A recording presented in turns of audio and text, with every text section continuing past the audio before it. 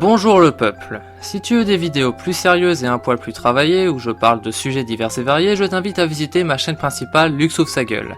Ceci étant dit, c'est parti.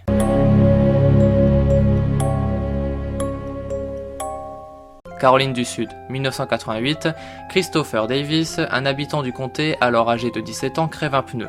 Il s'arrête, il est au niveau du marais de Squape Ore. Il est 2h du matin. Une fois le pneu changé, il entendit du bruit derrière lui. Il se retourne et vit ce qu'il décrit comme un homme lézard courir vers lui. Je me suis retourné, j'ai vu quelque chose courir vers moi. Cela se trouvait à environ 23 mètres. J'ai vu des yeux rouges qui brillaient. Je me suis précipité dans la voiture et j'ai verrouillé les portes. La chose a attrapé l'une des poignées. Je pouvais voir son corps depuis le bas de son cou. Les 3 grands doigts, de longs ongles noirs et une peau verte et rugueuse. Cette chose était forte et en colère. J'ai regardé dans mon rétroviseur et j'ai vu quelque chose de flou et vert bouger. J'ai pu voir ses orteils, puis il a sauté sur le toit de ma voiture. J'ai cru entendre un grognement, puis j'ai pu voir ses doigts par le pare-brise, là où il s'accrochait au toit. J'ai accéléré et j'ai fait une embardée pour le détacher du toit. Il roula le plus vite possible en zigzagant pour se débarrasser de la créature accrochée à sa voiture. Le monstre finit par lâcher prise.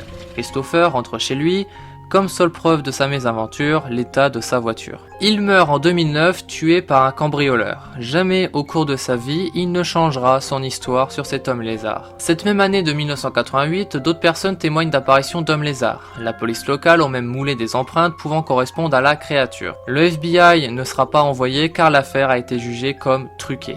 De nombreux touristes furent attirés par l'endroit voulant observer ou capturer la créature avec même une récompense de 1 million de dollars à la clé annoncée par une radio locale. En juillet 2005, la créature est utilisée comme image par une loterie locale et c'est cette même année, en octobre, qu'un habitant de Newberry témoigne de l'apparition de non pas un, mais 2 hommes lézards qui rôdaient autour de leur maison. Février 2008, Bob et Dixie Ranson, un couple de Bishopville, retrouvent un matin d'étranges traces sur leur voiture. Toute la moitié avant de notre van est endommagée, il y a des traces de marques même à travers la grille avant. Les 2 côtés du van, au-dessus du niveau des roues, ont été mordus et le métal plié comme un bout de papier. Les chats du couple disparaîtront et des vaches des alentours ainsi que plusieurs coyotes seront retrouvés morts dévorés. Toutefois, les traces de sang se trouvant sur la voiture, ayant subi des analyses, affirmeraient qu'il s'agirait plus d'un canidé du style loup ou coyote. Juillet 2011, là aussi plusieurs voitures seront endommagées de la même manière. Alors, s'agit-il d'un réel homme lézard, peut-être les reptiliens, une créature encore inconnue,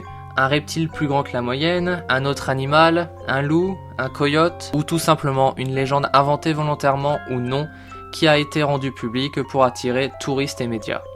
À vous de juger et de me dire tout cela en commentaire.